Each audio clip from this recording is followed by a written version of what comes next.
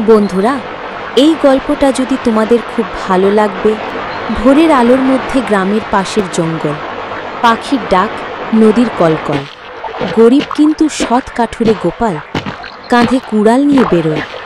গোপাল ভাবে, আজ একটু বেশি কাঠ কেটে মাকে ভালো ভাত খাওয়াবো। হাঁটতে হাঁটতে নদীর ধারে আসে।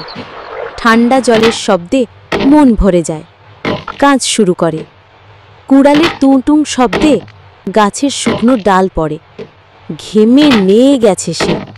হঠাৎ পিছলে যায়, ছপাস!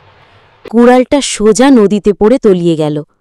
হতাশ গলায়, এটাই তো আমার একমাত্র কুড়াল, এখন কি হবে? সে নদীর ধারে বসে কাঁদছে। জলের ঢেউ অদ্ভুতভাবে চকচক করে উঠল। নদী থেকে উঠে এলেন নদী দেবী, চোখে মায়া, কণ্ঠে স্নেহ। বাছা, এত কান্না কেন? গোপাল সব খুলে বলল। দেবী হাসলেন, আমি দেখি কি করা যায়।